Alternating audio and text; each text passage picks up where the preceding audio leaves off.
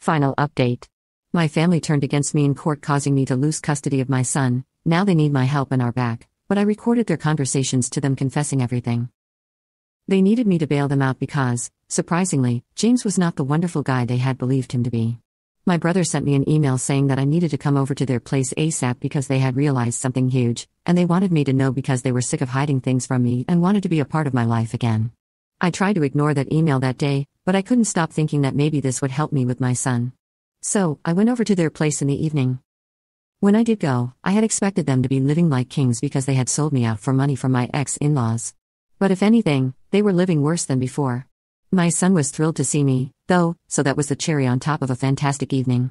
When I visited my family that day, they literally started begging for forgiveness as soon as I walked in the door because apparently, they had realized how badly they had screwed up and there was no going back. But they still wanted me to forgive them. After the divorce, when they approached my ex-in-laws and James to ask about the money they had been promised, James told my family that that was not happening anymore. Apparently, it had only been insinuated that they would be compensated handsomely if they turned against me and testified in their favor, but there was nothing in writing to prove it. If my family tried to backtrack and tell me about all of this, then they would just make sure that they never saw my son again.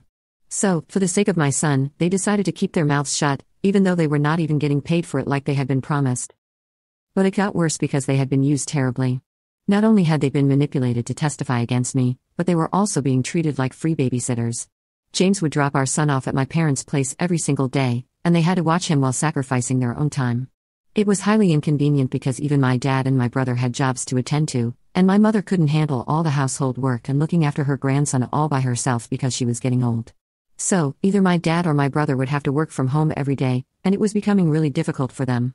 This is why they had contacted me to finally put an end to this. Apparently, they wanted to strike a deal with me and said that if I gave them the money that my ex-in-laws promised them, they would take my side this time in court and make sure that I got custody of my son. I was about to suggest this myself, but honestly, it was not surprising that they did it. My family had always been very materialistic, and even more so now that my dad's business had failed and they were back to working jobs for other people. Obviously, they would want money more than ever now because my dad wanted to retire, but he didn't even have enough money put aside since he had put all his money into the business and it went on to fail. They said that they could concoct some story about how they had been pressured and coerced into testifying against me, so they couldn't be charged with perjury while under oath. But little did they know that I didn't actually need help anymore. I had been recording everything that they had said right from the second I stepped foot into the house because I knew that there was something messed up going on, and I didn't want to take any risks. So, I had everything on record anyway.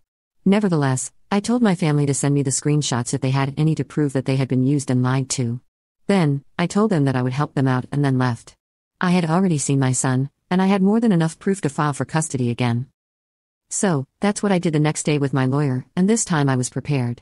The custody case is still ongoing, but one thing is for sure, I'll be able to prove that none of the things that James had accused me of had been true, and my family had been lying about everything all along. I've already played the recording, and that has swayed things in my favor considerably. James and his lawyer are literally scrambling for evidence in their favor, and I am taking it all in and enjoying the show because this is what they had put me through last time, and now I get to do it to them and I couldn't be happier about it. The only thing that's been less than ideal is that they have been claiming that I have also used them just like James did and that I had no right to record them without their consent and use it against them. But in my state, it's completely okay and admissible in court. So, I didn't understand what they were referring to until they told me that I had betrayed their trust by recording them. These are bold words from people who betrayed my trust first by taking my ex-husband's side in the custody case. They believed that what I did was wrong because what they had done was out of necessity.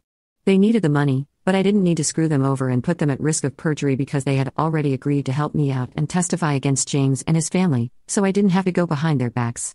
They've been texting me relentlessly, and it's getting harder for me to ignore. Update 1. Hello everyone. The custody case is still ongoing, and James and his lawyer are trying their very hardest to prove that they have been telling the truth. Of course, they might be facing charges, and it's a felony, so they might get jail time. But that's really not my concern right now, and it shouldn't have been at any point. I don't even know why I was getting worried about my parents when they clearly didn't worry about me when it was my turn. So, it's really just coming back to them right now. The comments section opened my eyes to how my parents were extremely entitled, but anyway, I have cut ties with them. All of them can go where they want to. I want my son to be all right and with me. I have waited long enough for this, and I'm not going to let my family and their victimization of themselves continue. If they can sell me out for money, I don't think it's necessary for me to show any loyalty towards them. I'm done now. Update 2. So, the good news is that I finally got custody of my son. I don't think I've ever felt so happy in my entire life. The other good news is that my in-laws, James, and my family were charged with perjury, and yes, they might go to jail for it. I bet they're regretting everything now, but I don't care about any of it because I got what I wanted. I got my son back, and that's all I had ever asked for. From what I know, James is still trying to fight it and stay out of jail, but I don't think it's going to work. I've already filed for a restraining order against all of them because I've been receiving very threatening text messages, and I am 100% sure that it has to be from these people because nobody else would want to harm me unless it's them. Things have been really busy and hectic for the past couple of weeks, but I'm learning to slow down now. I desperately want to spend more time with my son, so I have decided that I'm going to cut my work hours shorter. I've also thought about selling the house and moving to a smaller apartment so I can save more money. I still have a lot of work to do. Rebuilding my relationship with my son is not going to be an easy task because even though he is happy to be with me, he still asks about his dad and his grandparents, and I don't know what to tell him. He has told me a couple of things about them, like how he had been living with his grandparents for the most part, and his dad and my in-laws were only there for him for part of the day. Whenever I asked him about how it was living with his grandparents, he makes a face and says that it was not that great because everyone would constantly be fighting, and I can totally see that. It sounds like they really gave him a rough time just because they didn't want to take up his responsibility. I can't imagine why they would treat a child like that, but I couldn't put it past these people. They are most definitely capable of even making a little boy feel bad about himself. But anyway, I don't have to worry about that because now he is with me. Update 3.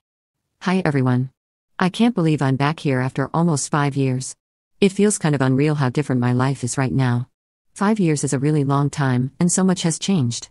The first being how much older my son is. We have a beautiful relationship right now, and after countless therapy sessions, he and I have finally become the mother and son that we should have been right from the beginning. He's growing up to be a wonderful man, and I'm sure that he will turn out to be nothing like his father because I just know it in my heart. He is 9 years old right now and already a perfect gentleman. I'm raising him on my own, and I have full custody because James gave up and moved to Europe after he was out of jail. I can't say that I'm surprised. He went away with his co-worker, who he had been cheating on me with, and now they are married. I guess he just replaced his actual biological son with the other kid. It's horrifying, but that's the kind of person that he is.